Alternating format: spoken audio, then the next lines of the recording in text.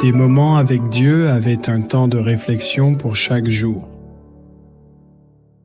23e février, ministère personnel. Et chaque jour, dans le temple et dans les maisons, il ne cessait d'enseigner et d'annoncer la bonne nouvelle de Jésus-Christ. Acte 5e, 4-2.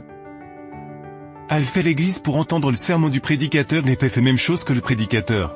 Qui vient chez vous pour vous prêcher, il est plus bénéfique de recevoir la leçon personnellement. Que dans un groupe où l'on n'entend que ce que le pasteur enseigne. C'est ce qu'on appelle le ministère personnel assis sur les meubles du salon. Autour de l'étable sur un tapis et tout se réchauffant près de la cuisinière. On partage les paroles de Dieu, lors d'une consultation verbale d'un pasteur auprès de sa congrégation sur les manières dont les gens venaient à l'église. Les conclusions étaient les suivantes: une petite partie venait parce qu'elle écoutait les programmes de radio et de télévision. D'autres parce qu'ils avaient reçu une brochure contenant messages chrétiens.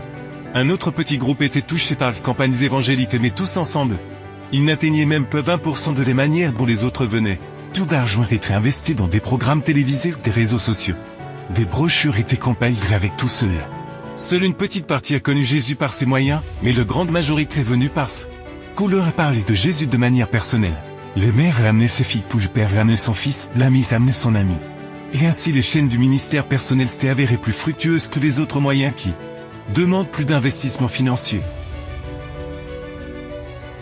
Votre travail peut accomplir plus de bien réels que les grandes réunions si l'effort personnel fait défaut. Lorsque les deux types de travail sont combinés, avec la bénédiction de Dieu, une œuvre plus parfaite et plus achevée peut être accomplie. Mais si nous ne pouvons faire qu'une partie, ce doit être le travail individuel consistant à ouvrir les Écritures dans les foyers, à faire des appels personnels et à parler amicalement aux membres de la famille, non pas de choses insignifiantes, mais des grandes questions de la rédemption. Faites-leur voir que vos cœurs sont accablés par le salut des âmes.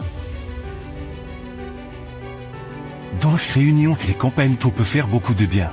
La prédication dans les auditoires permet de partager les paroles de Dieu. Mais le travail personnel est plus important, lorsque tu es avec une personne proche. Nous ouvrons les paroles de Dieu et contemplons les choses éternelles lorsque ensemble.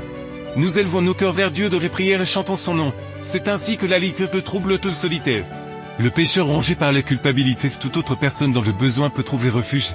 Saluons Dieu. Les apôtres travaillaient dans le temple et dans les maisons. Et si nous ne pouvons pas faire les deux, choisissons les maisons, où nous pouvons transmettre le message du salut et le gros plan de la rédemption. Les plans plus vastes seront établis en temps voulu, mais l'effort individuel et l'intérêt pour vos amis et voisins feront beaucoup plus que ce que l'on peut estimer. C'est par manque de ce genre de travail que les âmes pour lesquelles le Christ est mort périssent. La prédication de la parole de Dieu est l'œuvre de tous. Le travail individuel consiste à aller vers les gens pour leur faire du bien, et ce que nous avons appris de Jésus.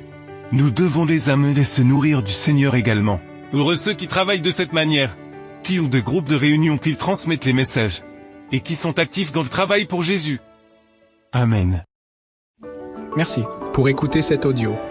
Nous vous invitons à partager avec votre. Contactez et visitez le site web.